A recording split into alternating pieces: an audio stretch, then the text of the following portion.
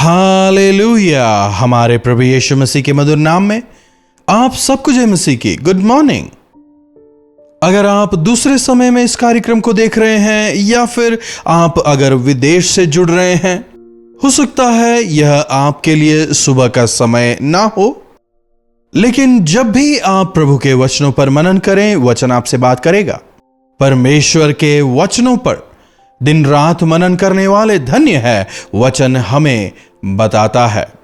प्रार्थना। पवित्र पिता, आपका धन्यवाद प्रभु, बीते कुछ दिनों से जबकि हम इन राजाओं पर चर्चा कर रहे हैं, किस प्रकार से हमें जीवनों में नहीं जीना है, आपकी चीजों के लिए कितने अधिक कृतज्ञ होकर हमें जीना है, इस बात को समझकर जीने में मदद करें। यीशु के नाम से प्रार्थना मांगते हैं, आमीन। प्रभु की स्तुति हो। अहाब और इजबेल का बेटा अहज्याह जो है, खिड़की से गिरकर बिस्तर पर पड़ जाता है। रोगी होने के बावजूद भी मन नहीं फिराता। उसकी आगे की जिंदगी बिस्तर पर ही गुजर जाती है। तो अहज्याह के मरने के बाद उसका भाई मतलब अहाब का एक और बेटा यहोराम इस्राएल का राजा बनता है। दूसरे राजा की पुस्तक 3 अध्याय 1 आयत से, यहूदा के राजा यहोशापात के 18वें वर्ष में अहाब का पुत्र यहोराम शुमरोन पर राज्य करने लगा और वो 12 वर्ष तक राज्य करता रहा। उसने अपने मां बाप के जीवन को देखा था, अपने भाई के जीवन को भी देखा था। उनसे थोड़ा बहुत उसने सीखा, कह सकते हैं। दूसरी आयत को अगर देखें, उसने वह किया जो यहोवा की दृष्टि में बुरा था, तो भी अपने माता पिता के बराबर नहीं, वरन अपने पिता की बनवाई हुई बाल की लाट को दूर किया। उसने समझा कि मेरे मां बाप ने क्या गलती की थी, मेरे भाई के रोगी होने का क्या कारण रहा, उसे समझ आया। उन्होंने परमेश्वर की बात को नहीं माना, इसीलिए उनका वहश रहा। फिर भी उसने बुराई करना पूरी तरह नहीं छोड़ा। विभाजित इस्राएल का जो सबसे पहला राजा था यरोबाम, उसने जो गलती की, एक मंदिर यहां और दूसरा मंदिर वहां जो बनवाया था, उसे उसने नष्ट नहीं किया। शायद इसे नहीं पता। आजकल हमारे जो बच्चे हैं, उन्हें पूर्वजों के नाम तक नहीं पता। क्या आपने अपने बच्चों को उनके दादा दादी नाना नानी के नाम को बताया है? ठीक है, शायद उनके नाम उन्हें पता हो, लेकिन क्या बच्चों को दादा दादी के नाना नानी के पिता कौन हैं, उनके वंशज कौन हैं, क्या उनके बारे में उन्हें पता है? उनके नाम उन्हें पता है? हम कहां से आए, हमारी वंशावली क्या है, परमेश्वर ने किस प्रकार हमारा उद्धार किया, जब पैदाइश हुई थी उस दौरान हम कहां हैं और आज हम किस स्थिति में हैं, इन बातों की जानकारी बच्चों को होनी चाहिए। इसलिए वचन कहता है कि यहोवा के महान कार्यों को बच्चों के बच्चों को बताओ, तब वे आने वाली पीढ़ी को उनके विषय बताएंगे। हमारा एक राजा हुआ करता था, दाऊद, जिसे परमेश्वर ने चुना था। हम उसके वंश से आते हैं। उसको दिए वायदे की वजह से ही आज मैं राजा हूं। मैं चाहे कितना ही बुरा हूं, लेकिन फिर भी परमेश्वर ने अपनी दया दिखाई है दाऊद की वजह से। यहोराम को इस विषय में कुछ नहीं पता, क्योंकि उसका पिता जो था, उसने दुष्टता में जीवन बिताया। उतना ही नहीं, उसके जो बाप दादे थे वे और भी भयंकर थे। इस वजह से वो परमेश्वर को भूल गए और परमेश्वर के कार्य उन्हें याद नहीं रहे। इसीलिए हमें बाइबल को हमेशा पढ़ना है। जब तक आपको यह नहीं पता कि परमेश्वर ने किस प्रकार से चमत्कार किए, फिर चाहे वह मूसा के द्वारा हो या चाहे नए नियम के चमत्कार हो, अगर आपको यह नहीं पता कि परमेश्वर कितने महान हैं, तो उनकी महानता का अनुभव अपने जीवन में आप कैसे करने पाएंगे? इसलिए बाइबल को पढ़ें, अपने बच्चों से बाइबल लगातार पढ़वाएं, परमेश्वर के महान कार्यों का वर्णन अपने बच्चों के साथ में लगातार करें। कैसे जीवन बिताना है, क्या नहीं करना है, उन्हें समझने दें। अपनी जवानी में ही अपने परमेश्वर को याद करना उन्हें सीखने दें। आधी अधूरी आज्ञाकारिता अनाज्ञाकारिता ही है। थोड़े बहुत लाठों को निकालता है, लेकिन यहोवा का अनाज्ञाकारी ही रहता है। बावजूद इसके परमेश्वर उसे 12 साल तक राज्य करने का मौका देते हैं। जो लोग यह नहीं समझ पाते कि परमेश्वर के साथ रहने से कितनी भलाई है, कितनी आशीष है, वे अपने जीवन में नुकसान उठाते हैं। जब यह आहाब राजा था, उस दौरान मोआब का राजा उन्हें कर चुकाता था, मवेशी वगैरह कर के रूप में देता था। तो यहोराम के राजा बनने के बाद वो कहता है, नहीं, मैं यह कर नहीं चुकाऊंगा, तुझे जो करना है कर ले। तो जब मोआबी कर देना रोक देते हैं, यरोबाम को गुस्सा आ जाता है और विद्रोह करने वाले मोआब के राजा पर वो युद्ध करने को निकलता है। तो यरोबाम जब युद्ध करने निकलता है तो यहूदा का जो राजा था उसे भी अपने साथ मिला लेता है।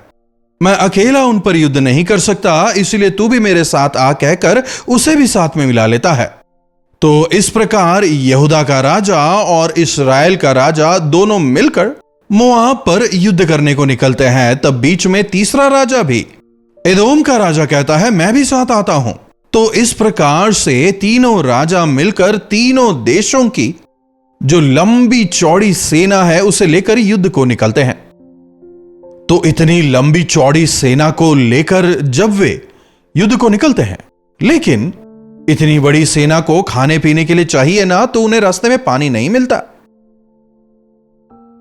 मनुष्य के जीवन के लिए पानी कितना आवश्यक है ना।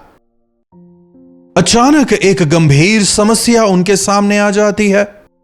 वे आगे नहीं बढ़ने पा रहे, बिना पानी के वे जीवन कैसे बिताएंगे।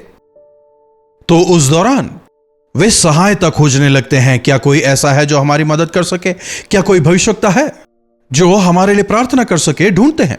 तब उन्हें जानकारी मिलती है कि एलिया का शिष्य एलीशा भविष्यवक्ता यहां पर है। तेरे बाप दादाओं के समय में दूसरे भविष्यवक्ता थे, लेकिन इस समय परमेश्वर ने एलीशा को चुना है, जिस पर एलिया से भी दुगनी परमेश्वर की आत्मा है। कहते हैं उसे बुलवाओ। 16वीं आयत अगर देखें, और उसने इस प्रकार कहा, इस नाले को तुम इतना खोदो कि इसमें गड्ढे ही गड्ढे हो जाएं, क्योंकि यहोवा यूं कहते हैं, तुम्हारे सामने ना वायु चलेगी ना वर्षा होगी, तो भी यह नाला पानी से भर जाएगा और तुम अपने पशुओं और गाय बैलों समेत पानी पियोगे। और इस बात को हल्की सी बात जानकर यहोवा मोआबियों को भी तुम्हारे हाथ कर देंगे। कितनी अच्छी तरह स्पष्टता से यहां बात हो रही है। तो जब वे आज्ञा मानकर खड्डे खोदते हैं, वहां उन्हें पानी मिलता है। भरपूर पानी था, उनकी प्यास मिट जाती है। पानी पीकर तृप्त होकर वे आगे बढ़ते हैं। अंततः मोआबियों पर वे विजयी होते हैं। परमेश्वर के हाथ को, उनके सहायता को वे समझ पाते हैं। कई बार हम अपनी समझ, अपनी ताकत से आगे बढ़ने का प्रयास करते हैं और हार जाते हैं।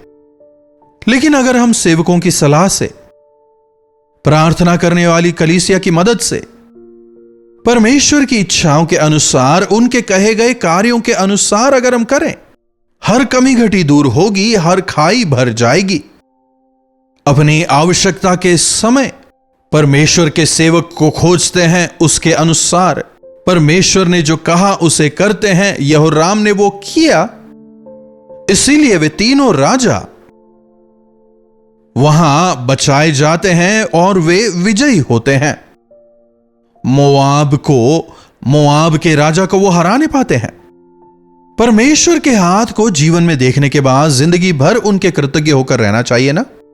अनेकों बार परमेश्वर के सेवकों की चेतावनी पाकर, वहां मत जाओ, वहां शत्रु आ रहा है, इधर से मत जाओ, आगे खतरा है, इन बातों को यहोराम ने सुना और अपनी प्रजा को शत्रुओं के हाथ से वो बचाने पाया। लेकिन उसमें वो कृतज्ञता नजर नहीं आ रही। दूसरे राजा की पुस्तक 6वें अध्याय की 24वीं आयत को मैं पढ़ना चाहूंगा। परंतु इसके बाद अराम के राजा बेनहदद ने अपनी सारी सेना इकट्ठा की और शुम्रोन पर हमला कर दिया और उसे घेर लिया। तब शुम्रोन में बड़ा अकाल पड़ा। बार बार परमेश्वर ने उन्हें बचाया था।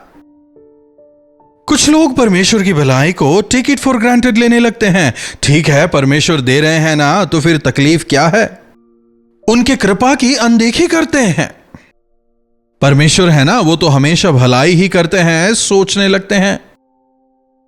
तो यहां पर जब बेनहदद युद्ध करने के लिए आ रहा है, ना तो भविष्यवक्ता को बुलाते हैं, ना परमेश्वर से विनती प्रार्थना करते हैं, इसीलिए हार जाते हैं, अकाल पड़ जाता है। जब अकाल पड़ता है, पश्चाताप करने के बजाय यह मेरी ही गलती से हुआ है समझने के बजाय भलाई हुई थी क्योंकि एलीशा ने प्रार्थना की, अब बुराई हुई है वह भी एलीशा की वजह से। कई बार सेवकों के प्रार्थना करने के बावजूद हमें वह नहीं मिलता जो हमें चाहिए, और फिर उसकी वजह से हम उन्हीं पर भड़कने लगते हैं, मानो देने वाले वे हैं। ठीक है, तुम्हारा क्या फायदा, तुम्हारी प्रार्थना की वजह से कुछ नहीं होता कहकर उन पर भड़कने लगते हैं। देख रहे हैं आज भी कई लोगों में इस प्रकार की सोच नजर आती है। भलाई हुई तो हालेलुया, काफी खुश हो जाते हैं। भलाई की जगह अगर बुराई सामने आ जाए, परमेश्वर की इच्छा को, अपने आप को, अपनी अवस्था को परखने के बजाय दूसरों पर इल्जाम लगाने लगते हैं। यह सब एलीशा की वजह से ही हुआ है। क्रोधित होकर वो सैनिकों को भेजता है, एलीशा को लेकर आने कहता है। जानते हैं क्या कहता है? मैं उसके सर को कटवा डालूंगा। एलीशा के सर को तुम वहां जाकर काट डालना। भटका हुआ मन। आहाब एलिया से कहता है, मेरे दुश्मन। उसी प्रकार यहां एलीशा जो उनके लिए प्रार्थना कर रहा था, अगुवाई दे रहा था, उन लोगों को अपनी गलतियां, कमी घटिया नजर नहीं आ रही। इस हार का कारण एलीशा है कहकर इल्जाम लगाते हैं और उसे मार डालने का प्रयास करते हैं। तब एलीशा कहता है, हां मैं जानता हूं वे आ रहे हैं। हमें लगता है उन्हें नहीं पता, लेकिन वचन बताता है परमेश्वर के भेद उनके भक्तों के पास हैं। अंततः यहोराम पूरी तरह परमेश्वर से दूर जाकर अपनी इच्छा करते हुए वो जीने लगता है। अपनी समझबूझ से मैं बहुत कुछ कर सकता हूं सोचकर चीजों को करने लगता है और अंत में दयनीय मौत मारा जाता है। एक तीर उसके पीछे लगता है जिसकी वजह से वो एक भयंकर मौत मरता है। इस प्रकार यहोराम, जिसे योराम भी कहा जाता है, उसका अंत होता है। हम यहां से क्या सीखते हैं? परमेश्वर की सहायता को खोजें, प्रभु के सेवकों की सलाह को मानें, जो प्रभु कहते हैं उसे करें। जब प्रभु बिना मांगे हमारे लिए करते हैं, और नहीं तो क्या, परमेश्वर को मेरे लिए करना ही पड़ेगा, मेरे लिए नहीं तो और किसके लिए करेंगे, इस प्रकार की सोच आप में ना हो। हमेशा उनके करीब, उनके चरणों को जकड़े हुए डर और भय के साथ अपने विश्वास की रक्षा करें। प्रार्थना। महापवित्र प्रेमी परमेश्वर, प्रभु एक बार फिर से आपके इन वचनों के लिए हम आपके शुक्रगुजार हैं। प्रभु, इसमें कोई दो राय नहीं। कई बार हम आपकी भलाइयों को, आपके प्रेम को, आपके अनुग्रह को हल्के में लेने लगते हैं। हम यह समझने लगते हैं कि यह हमारा अधिकार है। भूल जाते हैं कि आज हम जो कुछ भी हैं, यह हमारा अधिकार नहीं, बल्कि केवल आपका अनुग्रह है, आपका प्रेम है। प्रभु, हमारी मदद करें कि हम इस यहोराम की तरह ना बने, बल्कि आपके धन्यवादी होकर, आपके प्रति कृतज्ञ होकर,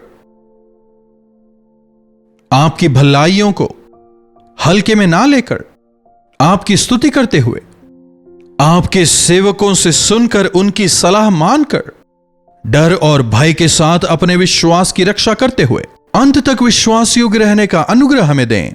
यीशु के नाम से प्रार्थना मांगते हैं, आमीन। अब हमारे पिता परमेश्वर का प्रेम, प्रभु यीशु मसीह का अनुग्रह, पवित्र आत्मा की संगति और सहभागिता हम में से प्रत्येक के साथ आज, कल और सर्वदा बनी रहे। आमीन। प्रभु परमेश्वर की महिमा हो। अपने प्रार्थना विषयों को आप हमें 9884907779 पर व्हाट्सएप, वॉइस मैसेज या फिर टेक्स्ट के जरिए भेज सकते हैं। अगर आप चाहें कॉल करके भी आप हमसे बात कर सकते हैं। आपके बारे में जानकर, आपसे जुड़कर हमें काफी प्रसन्नता होगी। हम मिलकर प्रार्थना करेंगे, प्रभु अवश्य चमत्कार करेंगे। इन्हीं वचनों के साथ आज मैं आपसे विदा लेता हूं। प्रभु आप सबों को आशीष दें। कल्वरी दर्शन, ये है प्रेम के दर्शन, यीशु प्रेम के दर्शन।